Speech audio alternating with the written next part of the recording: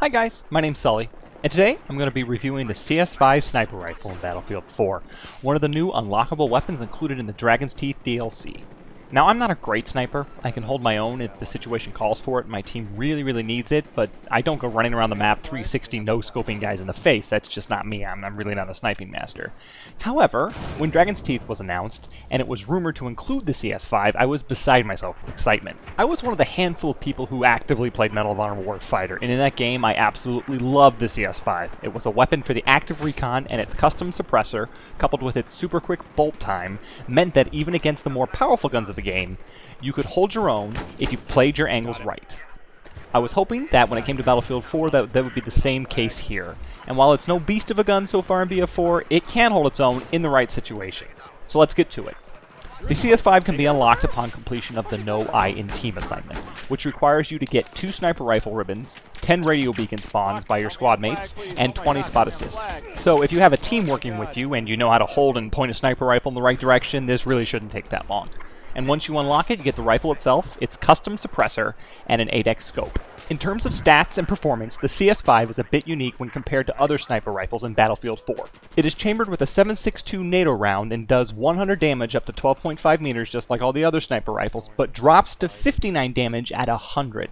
Combine this with its painfully slow muzzle velocity of 400 meters per second unsilenced, and then 300 meters per second silenced, what you get is a sniper rifle best suited for close to mid-range engagements. It's still a one-hit headshot at longer ranges, but what you're going to have to do because of those slower muzzle velocities, even unsilenced, is you're going to have to arc your bullets quite a bit.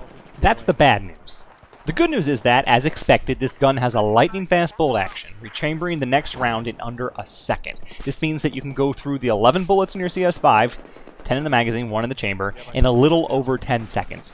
Add to that a short reload time of 2.7 seconds that is tied only with the M40A5 for the fastest among bolt-action rifles, and this gun is looking a little better for exactly what you want it to do. And while the CS5's long reload of 4.6 seconds is bested by both the M40A5 and the Scout Elite, it is still well below the more traditional sniper rifles such as the SRR-61 and the M98B. So with its unique stats, success with the CS5 comes down to your loadout. Now, one of the first things I noticed when I unlocked the gun was how painful the 8x scope was. For a gun that's meant for close to mid-range engagements, it felt completely awkward having such a powerful optic on there. But unless you're prepared to go with the iron sights, and I was not while I was using it, you need to grind through 30 kills to get the ACOG 4x sight.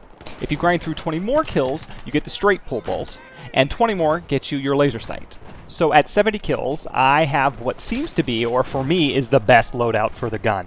That ACOG 4x scope and the laser sight allow you to have a good combination of accurate hip fire, which this gun is really good at to begin with, and also a 4x scope for those mid-range engagements. I feel like any other optic is a little bit of overkill. I'd be interested in trying out the CL6X 6x scope, say that 5 times fast, but since it's only unlockable through battle packs, Lord knows when I'll get it. It may be Battlefield 6 by the time I unlock that thing, because I don't snipe that much, as I mentioned before. Now, with all that said, I would remind you that I'm a professed fanboy of this gun. I told you at the top of the video. It just looks and sounds so cool. Not to mention its real-life role as a covert urban sniper rifle that you can pack up into a suitcase totally plays into the whole special operations role-playing minigame that you can find yourself getting into with first-person military shooters. But does that mean that it's the best gun for the job? I'm really not convinced if I'm looking at the stats. I'll be using it for closer range sniping, the CS5, but if you're looking for an all-around sniper rifle that has a bit more range to it and is still decent at hip firing, you might want to stick with the M40A5.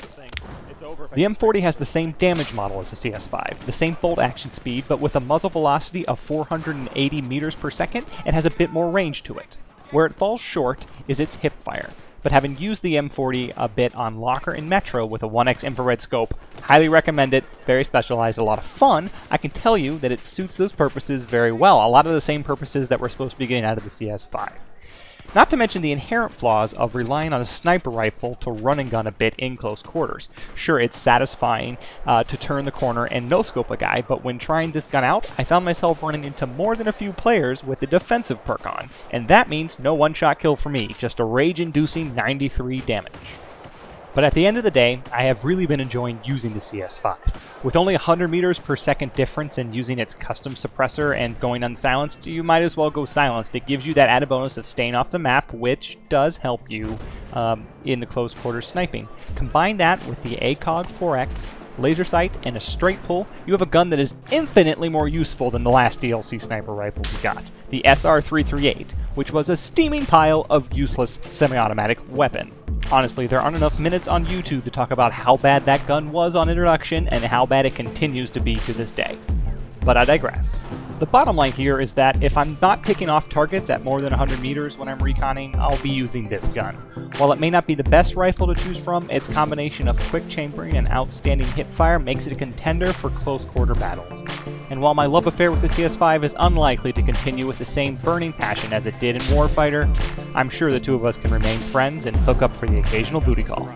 Until next time, guys and gals, my name is Sully, and I'll see you on the battlefield.